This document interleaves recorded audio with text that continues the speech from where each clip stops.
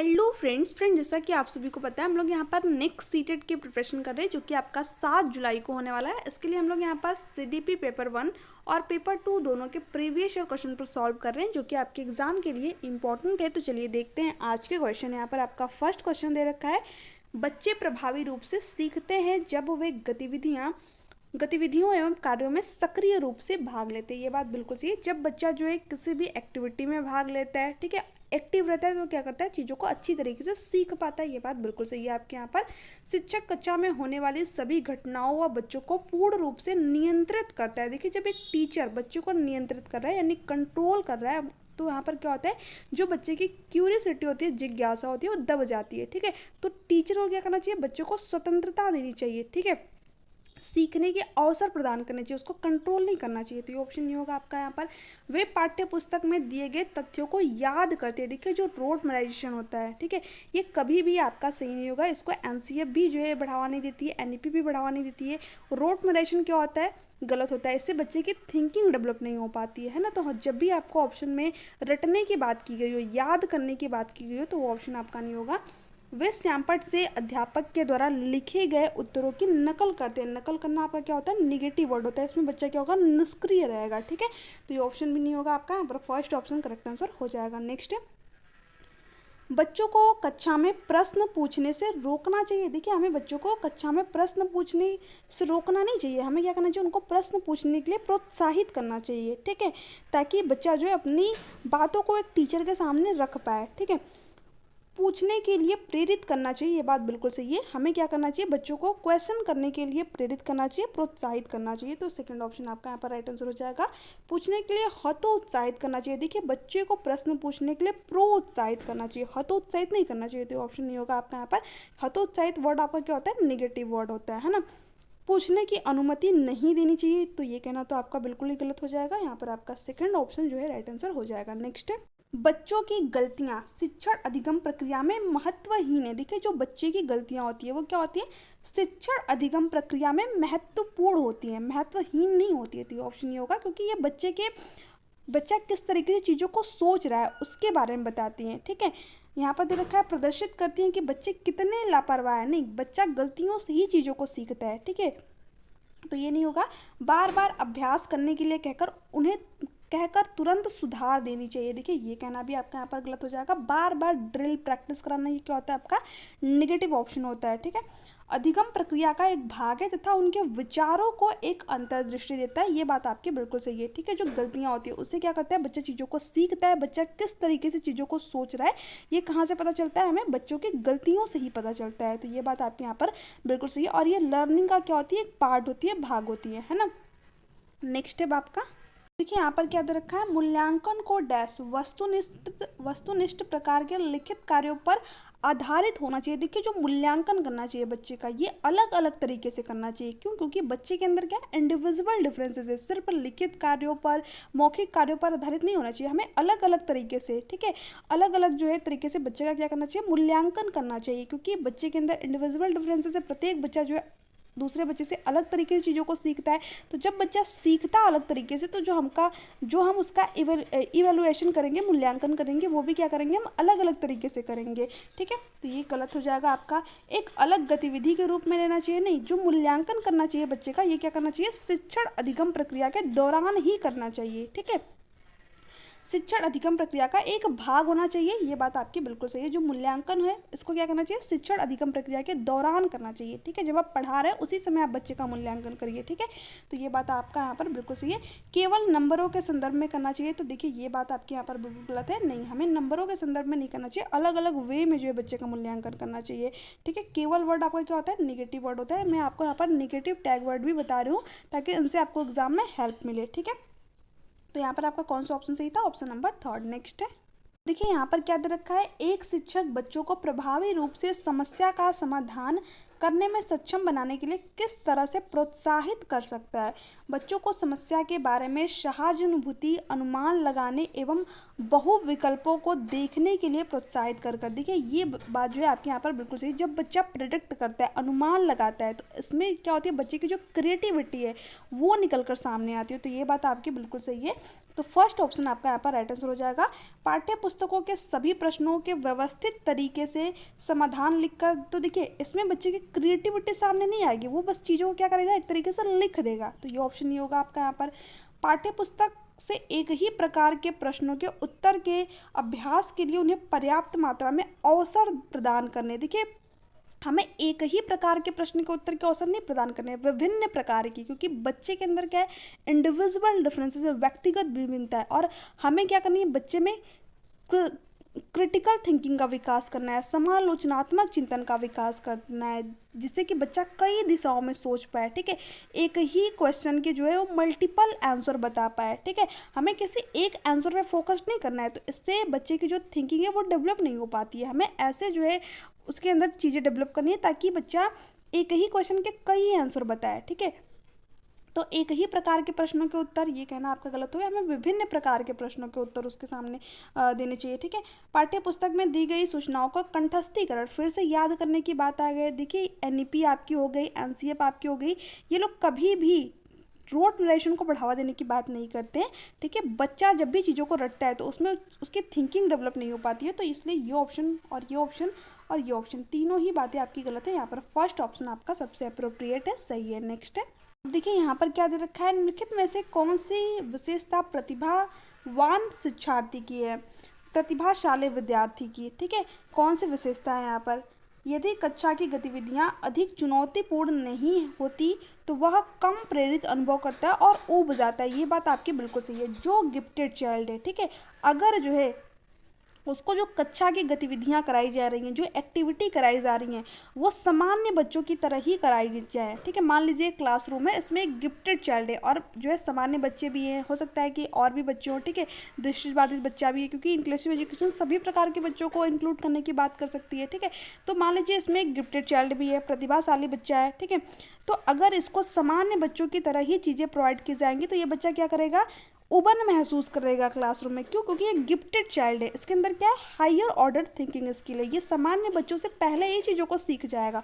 तो हमें क्या करनी चाहिए, ऐसे बच्चों को चुनौतीपूर्ण कार्य देने चाहिए। ठीक है, क्योंकि जो आपकी समावेशी शिक्षा है वो क्या कहती है कि हम सभी प्रकार के बच्चों को इंक्लूड तो करें, समाहित तो करें, बट कैसे शिक्षा दें, उन्हें एज पर नीड शिक्षा दें। ठीक है, जैसे बच्चे की ज़रूरत है उसके अकॉर्डिंग उसको चीज़ें प्रोवाइड करें। ठीक है, मान लीजिए क्लासरूम में आपका इसमें एक प्रतिभाशाली बच्चा है तो हम इसको चुनौतीपूर्ण कार्य दें। ठीक है, एक दृष्टिबाधित छात्र है आपको, तो इसको हम क्या करें, स्पर्शनीय सामग्री दे, जो स्पर्श करने वाली चीज़ें होती है, जैसे कि आपकी ब्रेल लिपि हो गई। ठीक है, जिससे कि बच्चा जो है टच करके चीज़ों को समझ पाए। ठीक है, इसको हम ऑडियो चीज़ें भी दे सकते हैं, क्योंकि बच्चा देख नहीं पा रहा है बट चीज़ों को सुन तो सकता है ना। तो हम क्या करें, एज पर नीड एजुकेशन दे रहे हैं, जैसे बच्चे की ज़रूरत है उसके अकॉर्डिंग उसको चीज़ें प्रोवाइड करें, भले ही हम एक ही क्लासरूम में सभी बच्चों को एजुकेशन दे रहे हैं। ठीक है, तो यही आपकी इंक्लूसिव क्लासरूम कहती है, समावेशी शिक्षा कहती है ना। अब देखिए यहाँ पर आपका फर्स्ट ऑप्शन करेक्ट है, वह बहुत ही तुनक मिजाज होता है। नहीं, गिफ्टेड चाइल्ड तुनक मिजाज नहीं होता, ये कहना आपका गलत है। वह रस्मी व्यवहार करता है, जैसे कि हाथ थपथपाना, डोलना आदि, ये सारी चीज़ें आपके यहाँ पर गलत है। वह आक्रामक और कुंठित हो जाता है, ये कहना आपका गलत है। उसके अंदर क्या होती है, हायर ऑर्डर थिंकिंग स्किल होती है, वो चीज़ों को बहुत ही अच्छी तरीके से सोच पाता है। ठीक है, सॉल्व कर पाता है। ठीक है, नेक्स्ट है, एक शिक्षिका अपनी प्राथमिक कक्षा में प्रभावी अधिगम को बढ़ा सकती है ड्रिल और अभ्यास के द्वारा। अभी मैंने आप लोगों को बताया ड्रिल और अभ्यास क्या होता है, निगेटिव वर्ड होता है, हमें बच्चों को प्रैक्टिस नहीं करा। ड्रिल यानी कि दोहराव एक तरीके से, तो हमें रोट नरेशन को बढ़ावा नहीं देना, तो ये ऑप्शन नहीं होगा। अपने विद्यार्थियों में प्रतियोगिता को प्रोत्साहन देकर, देखिए प्रतियोगिता, कॉम्पिटिशन की भावना बच्चों के अंदर नहीं डेवलप करनी है। ठीक है, जो प्रतिस्पर्धा होता है, ठीक है, ये चीज़ें हमें बच्चों के अंदर डेवलप नहीं करनी है, तो ये ऑप्शन नहीं होगा। अब देखिए बहुत सारे अभ्यर्थी यहाँ पर क्या किए होंगे, सिर्फ टैग वर्ड को पढ़ के गए होंगे एग्जाम में, तो उनको क्या बताया गया है, प्रोत्साहन आपका पॉजिटिव वर्ड होता है, तो वो इस ऑप्शन को टिक कर देंगे। बट देखिए जब तक आप प्रीवियस ईयर क्वेश्चन पेपर को सॉल्व नहीं करें तब तक आप टैग वर्ड को मत यूज़ करिए। मेरा यही कहना है कि टैग वर्ड आप तभी यूज़ कर पाएंगे जब आपने प्रीवियस ईयर क्वेश्चन पेपर को सॉल्व किया रहेगा। ठीक है, तो प्रतियोगिता आपका यहाँ पर क्या होता है, निगेटिव वर्ड होता है। ठीक है, और प्रोत्साहन पॉजिटिव वर्ड होता है, बट हमें क्वेश्चन के अकॉर्डिंग चलना है, हर क्वेश्चन में आपका टैग वर्ड नहीं काम करेगा, ठीक है। तो अपने विद्यार्थियों को प्रतियोगिता को प्रोत्साहन देकर नहीं, प्रतियोगिता हमें बच्चों में नहीं करानी है, तो ये ऑप्शन नहीं होगा। विषय वस्तु को विद्यार्थियों के जीवन के साथ संबंधित कर कर, ये बात बिल्कुल सही है हमें, ठीक है। जो बच्चा होता है हमें क्या करना चाहिए, उसको उसके जीवन से चीज़ें रिलेट करके पढ़ानी चाहिए, उसके वास्तविक दुनिया से चीज़ें जोड़ करके पढ़ानी चाहिए। जो बच्चा होता है वो क्या करता है, अपने वातावरण से बहुत सारे एक्सपीरियंस, अनुभव लेकर के क्लासरूम में आता है, तो हमें क्या करना चाहिए, उसके अनुभव को महत्व देना चाहिए, उसका जो एक्सपीरियंस है उससे रिलेट करके चीज़ों को पढ़ाना चाहिए, ठीक है। तो आपका यहाँ पर थर्ड ऑप्शन करेक्ट है। यही आपकी एनईपी भी कहती है, एनसीएफ भी कहती है कि हमें बच्चे की रियल लाइफ से जो है चीज़ों को जोड़ करके पढ़ाना चाहिए, ठीक है। तो थर्ड ऑप्शन करेक्ट है। अधिगम में छोटी छोटी उपलब्धियों के लिए पुरस्कार देकर, देखिए कभी भी बच्चों को छोटी छोटी उपलब्धियों के लिए पुरस्कार नहीं देना चाहिए, क्योंकि बच्चे के अंदर फिर लालच आ जाती है, वो पुरस्कार के लिए वो काम को करता है, ठीक है, क्योंकि छोटा बच्चा है, ठीक है। तो ये ऑप्शन आपका नहीं होगा। हमें बच्चे के सीखने पर फोकस करना है, उन्हें पुरस्कार दंड देना, ये सारी चीज़ें गलत होती है। बच्चे के सामने आप जो है इस तरीके का इन्वायरमेंट क्रिएट करिए कि बच्चा जो है खुद चीज़ों को सीख पाए। तो थर्ड ऑप्शन करेक्ट है। नेक्स्ट है, देखिए यहाँ पर क्या दे रखा है, बच्चों के बारे में लिखित कथनों में से कौन से सही है। बच्चे जानकारी के निष्क्रिय प्राप्त करता है, अभी मैंने आप लोगों को बताया, बच्चा क्या होता है, ज्ञान का सक्रिय निर्माण करता होता है, अपने ज्ञान का निर्माण वह स्वयं करता है। तो निष्क्रिय वर्ड आपका क्या होता है, निगेटिव वर्ड होता है, बट हमें प्रीवियस और क्वेश्चन जब करने हैं तभी उसी टाइम जो है निगेटिव वर्ड को यूज़ करना है ना। एग्जाम में भी यूज़ करने कब, जब आपने प्रीवियस और क्वेश्चन पेपर को सॉल्व किए हो तब, ठीक है। आप सिर्फ टैग वर्ड को पढ़ के जाएंगे तो आपका एग्जाम नहीं क्लियर होगा। आप 100% इस चीज़ को लिख कर ले लीजिए, क्योंकि इस टैग वर्ड में बहुत ज़्यादा कन्फ्यूजन क्रिएट होती है। वही बच्चा जो है, वही अभ्यर्थी जो है टैग वर्ड का यूज़ कर पाएगा जिसने प्रीवियस और क्वेश्चन पेपर को सॉल्व किया हो, ठीक है। तो बच्चे क्या होते हैं, जानकारी के निष्क्रिय प्राप्तकर्ता नहीं होते, सक्रिय प्राप्तकर्ता होते हैं, है ना।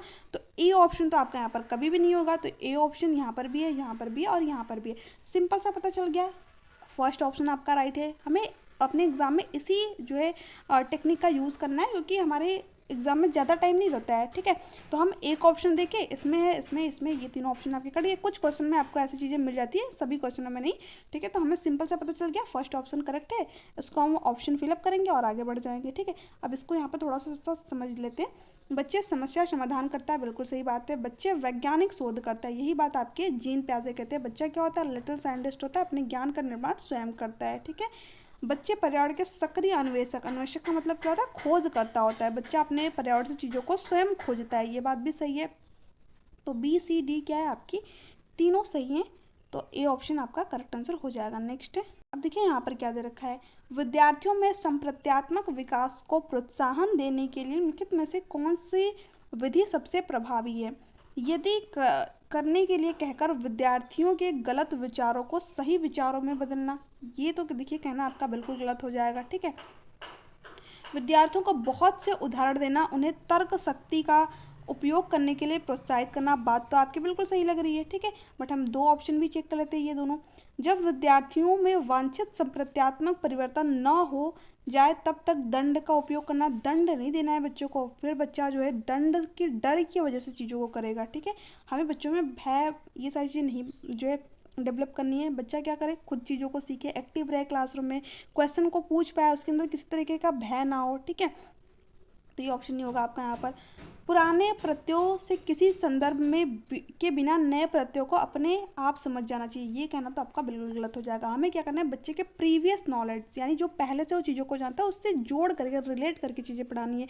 ये बात आपकी एनसीएफ भी कहती है, एनईपी भी कहते हैं, बट यहाँ पर दे रखा है कि पुराने प्रत्ययों से किसी संदर्भ के बिना नए प्रत्ययों को पढ़ाना। तो ये दो ऑप्शन तो आपके कभी भी नहीं होंगे।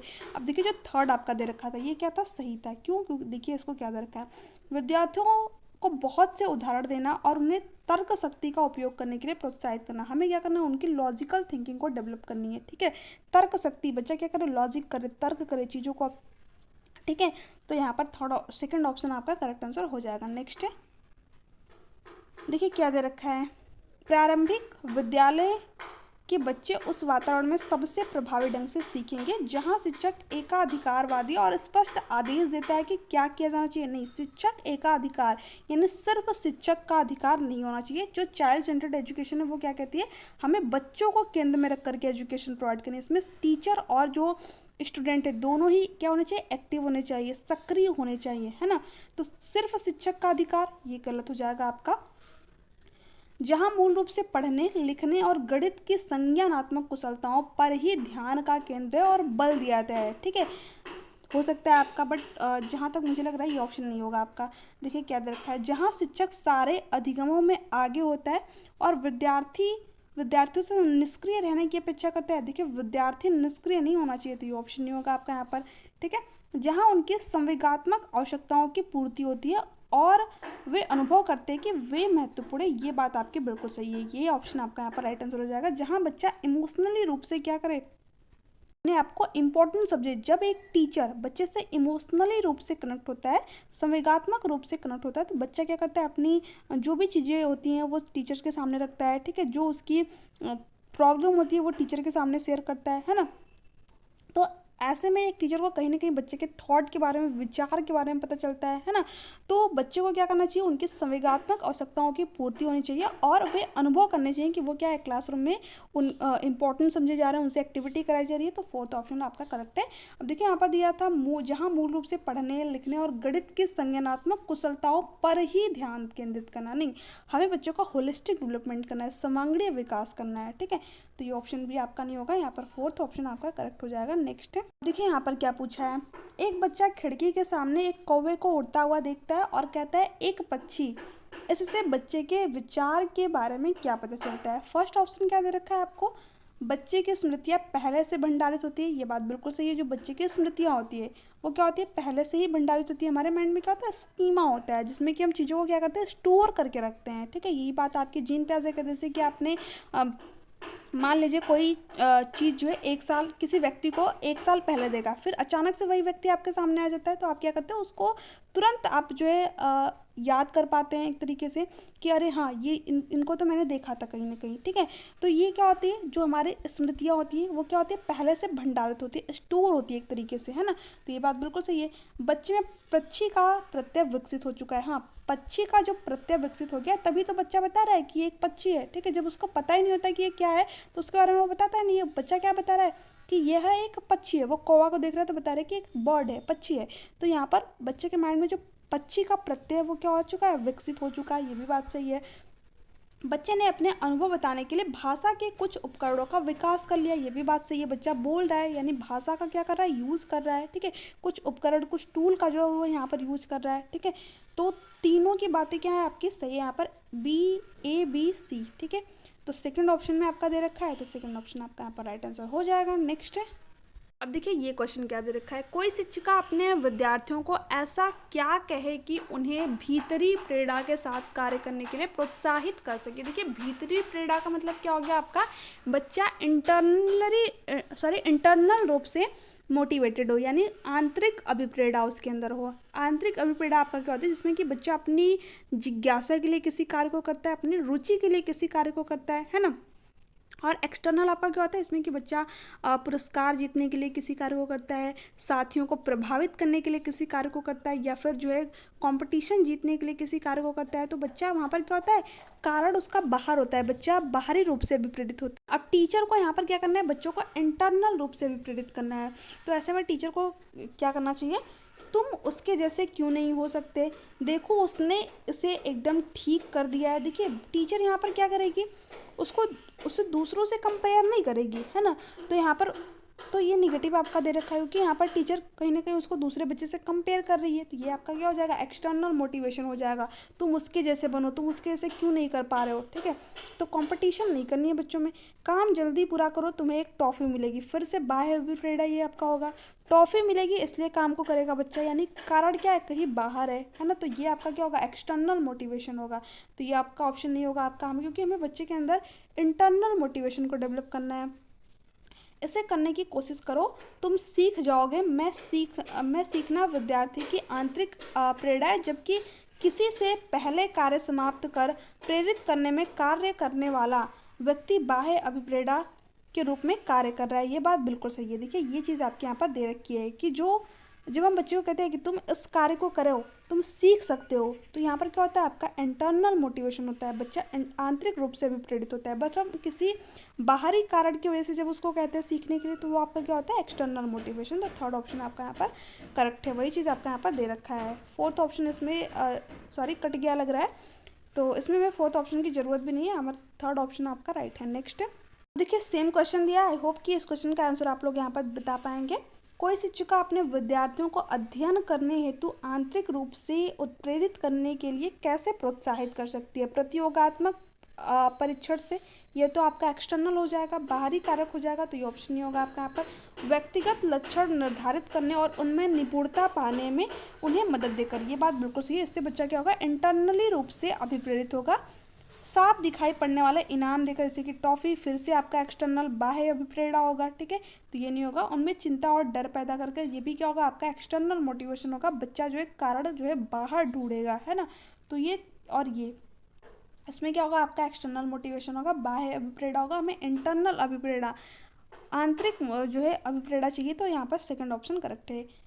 नेक्स्ट है आपका, चलिए देखते हैं, निम्नलिखित में से कौन सा उदाहरण प्रभावशाली विद्यालय की प्रथा है? शारीरिक दंड नहीं, हमें बच्चों को दंड नहीं देना है। व्यक्तिगत सापेक्ष अधिगम, ये बात बिल्कुल सही है, ठीक है। जो प्रभावशाली विद्यालय है वो क्या करता है, व्यक्ति सापेक्ष अधिगम देता है, तो सेकंड ऑप्शन आपका करेक्ट है। प्रतियोगिता तो आपका नहीं होगा, तुलनात्मक मूल्यांकन नहीं करना है, बच्चों में कॉम्पिटिशन की भावना नहीं पैदा करनी है, तो ये ऑप्शन नहीं होगा, ठीक है। प्रतियोगिता, फिर से कॉम्पिटिशन आ गया आपका यहाँ पर। नेक्स्ट है, अब देखिए क्या दे रखा है यहाँ पर, विकास का सिर पदाभिमुखी सिद्धांत व्याख्या करता है कि विकास इस प्रकार होता है। देखिए सिर पदाभिमुखी, नाम से ही समझ में आ रहा है विकास कैसे होगा, सिर से पैर की ओर होगा, ठीक है। जो विकास का सेफलोकॉडल का सिद्धांत है, सिराद पदाभिमुखी का सिद्धांत है, वो क्या कहता है, जो हमारा डेवलपमेंट है वो सिर से पैर की तरफ होता है ना। अब देखिए यहाँ पर क्या दे रखा है, भिन्न से एकीकृत कार्य की ओर होता है। देखिए ये जो सिद्धांत है, ठीक है, ये भी आपका यहाँ पर गलत दे रखा है, क्योंकि जो एक आपका होता है प्रॉक्सिमल और एक आपका होता है सेफलोकॉडल, यानी प्रॉक्सिमल डिस्टल जो आपका होता है वो क्या होता है, शरीर के केंद्र से बाहरी भाग की तरफ विकास होता है ना। जो अधोगामी का सिद्धांत होता है वो क्या कहता है, जो हमारा डेवलपमेंट होता है वो शरीर के केंद्र से बाहरी भाग की तरफ होता है, यानी पहले जो आपकी स्पाइनल कॉर्ड होती है, रीढ़ की हड्डी होती है, उसका विकास होता है, फिर हृदय का विकास होता है, फिर बाकी के जो अंग होते हैं उनका विकास होता है। तो ये तो आपका होता है विकास के अधोगामी का सिद्धांत। और जो सेफलोकॉर्डल का सिद्धांत है, सिराद पदाभिमुखी का सिद्धांत है, वो क्या कहता है, विकास सिर से पैर की ओर होता है ना। तो देखिए सेकंड ऑप्शन में दे रखा है सिर से पैर की ओर होता है, यही क्या कहता है, आपके सिर पदाभिमुखी का सिद्धांत यानी सेफलोकॉर्डल का सिद्धांत कहता है, तो सेकंड ऑप्शन आपका करेक्ट है। ग्रामीण से शहरी क्षेत्रों की ओर होता है, नहीं, ये कहना आपका गलत है। सामान्य से विशिष्ट कार्यों की ओर होता है, नहीं, ये सारी बातें आपकी गलत है। जो सिर से पदाभिमुखी सिद्धांत है, सेफलोकॉर्डल का सिद्धांत है, वो यही कहता है कि डेवलपमेंट जो है सिर से पैर की ओर होता है ना। अब देखिए ये क्वेश्चन पूछा हुआ है, बट इसका ऑप्शन शायद कट गया है। भाषा विकास के लिए सबसे संवेदनशील समय निम्नलिखित में से कौन सा है? देखिए जो भाषा विकास के लिए सबसे सेंसिटिव पीरियड होता है वो कौन सा होता है, 2 से 6 साल का पीरियड होता है, यानी कि पूर्व बाल्यावस्था होता है ना। पूर्व बाल्यावस्था जो होता है वो क्या होता है, भाषा विकास के लिए सबसे सेंसिटिव पीरियड होता है, सबसे संवेदनशील अवधि होती है, तो ध्यान में रखिएगा। आपको अर्ली चाइल्डहुड दे देगा या फिर प्रारंभिक बचपन दे देगा, पूर्व बाल्यावस्था दे देगा, तो इंग्लिश में याद रखिएगा अर्ली चाइल्डहुड, है ना, जिसमें कि बच्चा कितने साल का होता है, 2 से 6 साल का होता है। और ये भाषा विकास के लिए सबसे संवेदनशील अवधि होती है, कई बार आपके एग्जाम में क्वेश्चन पूछा हुआ है, तो ध्यान रखिएगा। यहाँ पर आपको जो है दे रखा है मध्य बचपन का समय, वयस्कता अवस्था, तो अभी मैंने आप लोगों को होता है प्रारंभिक बचपन का समय, जिसमें कि बच्चा 2 से 6 साल का तक का होता है, तो यहाँ पर आपका थर्ड ऑप्शन जो है राइट आंसर था, ठीक है।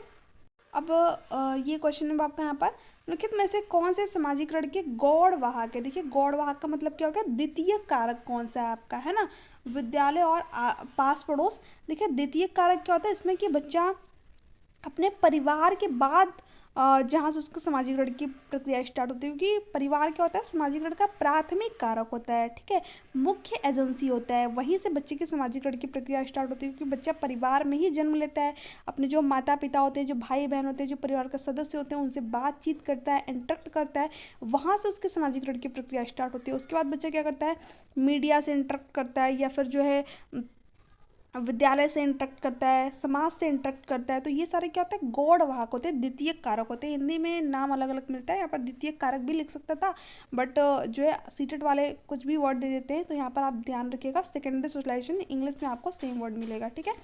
तो सेकेंडरी सोशलाइजेशन के बारे में आपसे यहाँ पर पूछ रखा था।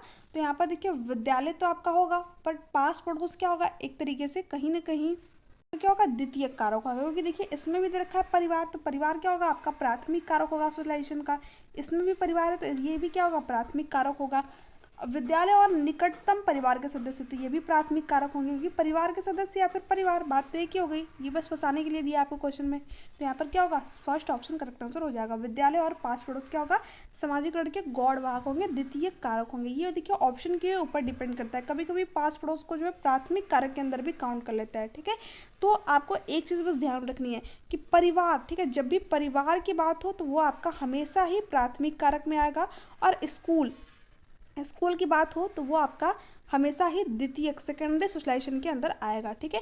तो इसके थ्रू भी आप जो अपने आंसर तक पहुंच सकते हैं। देखिए इसमें भी परिवार है, इसमें भी परिवार है, और यहाँ पर परिवार के सदस्य, तो तीनों ही क्या आएंगे, प्राथमिक कारक में आएंगे, बट हमें गौड़ भाग बताना है, द्वितीय कारक बताना है, तो इसलिए फर्स्ट ऑप्शन आपका करेक्ट है। अब देखिए लास्ट क्वेश्चन है आपका यहाँ पर, एक 6 वर्ष की लड़की खेलकूद में असाधारण योग्यता का प्रदर्शन करती है, उसके माता पिता दोनों ही खिलाड़ी हैं, उसे नृत्य प्रशिक्षण प्राप्त करने भेजते हैं, सप्ताह में उसे प्रशिक्षण देते हैं, बहुत संभव है कि उसकी क्षमता निम्नलिखित दोनों के बीच परस्पर प्रतिक्रिया परिणाम होगी।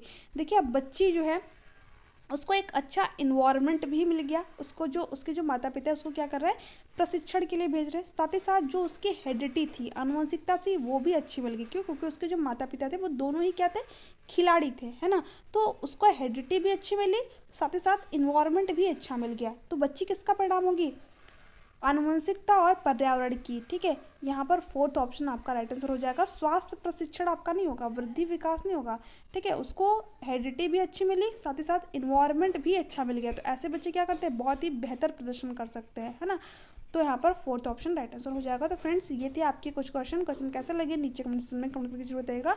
वीडियो अगर आपको अच्छी लगी तो चैनल को सब्सक्राइब कर लीजिएगा, और वीडियो को ज़्यादा से ज़्यादा शेयर कीजिएगा और लाइक कर दीजिएगा। एंड आपको कोई भी डाउट हो, कोई भी क्यूरी हो, तो आप नीचे कमेंट सेक्शन में कमेंट करके पूछ सकते हैं। आपके कितने क्वेश्चन सही हुए ये भी कमेंट सेक्शन में कमेंट करके जरूर बताइएगा। बहुत सारे भर्तियों के क्वेश्चन थे कि पीडीएफ आप लोगों को कहाँ पर मिलेगी, तो पीडीएफ आप लोगों को टेलीग्राम चैनल पर मिल जाएगी, और टेलीग्राम का लिंक आप लोगों को डिस्क्रिप्शन बॉक्स में मिल जाएगा, या फिर फर्स्ट कमेंट पिन फॉर्म के रूप में भी आप लोगों को मिल जाएगा।